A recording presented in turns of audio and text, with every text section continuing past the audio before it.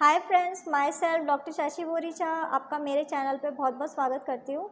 आज मैं आपको एक कंडीशन एक्सप्लेन करूँगी जिसका नाम है ह्यूमरॉइड्स, जिसे हम लोग पाइल्स भी कहते हैं।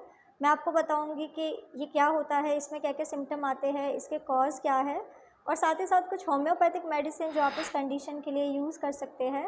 लेकिन उससे पहले आप प्लीज़ मेरे चैनल को सब्सक्राइब कर लीजिए और जो बेल आइकन है उसे प्रेस कर लीजिए ताकि आपको मेरे आने वाली वीडियोज़ नोटिफिकेशन मिलता रहे।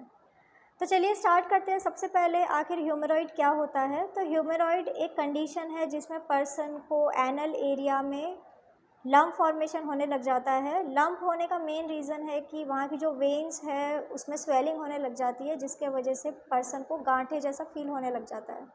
ह्यूमरॉइड दो टाइप के हो सकते हैं, फर्स्ट है इंटरनल और सेकंड है एक्सटर्नल।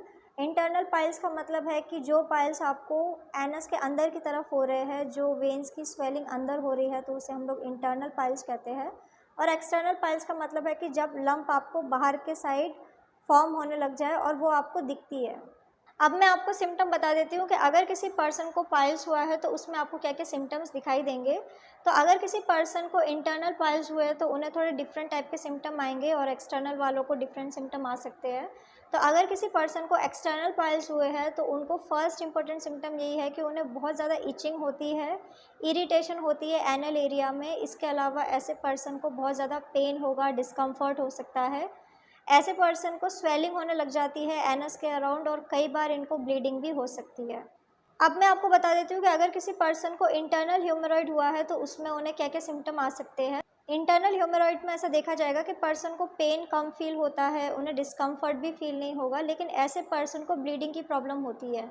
इन्हें ब्लीडिंग होने लग जाती है जिसके वजह से इनका जो स्टूल है वो डार्क कलर का हो सकता है, रेडिश कलर का हो सकता है। इसके अलावा ऐसे पर्सन की बॉडी में धीरे धीरे खून की कमी होने लग जाती है और इनका वेट लॉस भी होने लग जाता है। अब मैं आपको बता देती हूँ कि आखिर इसका कॉज क्या है, क्या रीज़न है किसी पर्सन को ह्यूमरॉइड होने का। तो फर्स्ट इंपॉर्टेंट कॉज यही है कि अगर किसी पर्सन को क्रॉनिक कॉन्स्टिपेशन की कंप्लेन है, उन्हें बहुत सालों से कॉन्स्टिपेशन है जिसके वजह से उनका बोवल मूवमेंट बिल्कुल भी टाइम से नहीं होता है, उन्हें बहुत ज़्यादा स्ट्रेनिंग करनी पड़ती है, तो ऐसे लोगों को ह्यूमरॉइड होने के चांसेस काफ़ी ज़्यादा बढ़ जाते हैं।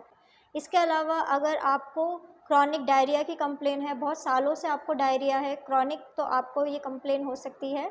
इसके अलावा आप ओबेस है, आपका बॉडी वेट बहुत ज़्यादा है, तो आपको ह्यूमरॉइड होने के चांसेस काफ़ी ज़्यादा बढ़ जाते हैं। इसके अलावा जो प्रेग्नेंट लेडीज़ होती हैं उनको भी ह्यूमरॉइड होने के चांसेस काफ़ी ज़्यादा बढ़ जाते हैं। इसके अलावा जो लोग एनल इंटरकोर्स परफॉर्म करते हैं एक्सेसिवली, तो उनको भी इन फ्यूचर पाइल्स होने के चांसेस काफ़ी ज़्यादा बढ़ जाते हैं।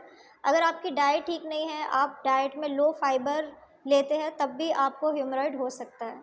इसके अलावा अगर आप हैवी लिफ्टिंग करते हैं, बहुत ज़्यादा आप एक्सरसाइज कर रहे हैं और हैवी वेट को उठा रहे हैं, तो उसके वजह से भी आपको पाइल्स हो सकता है।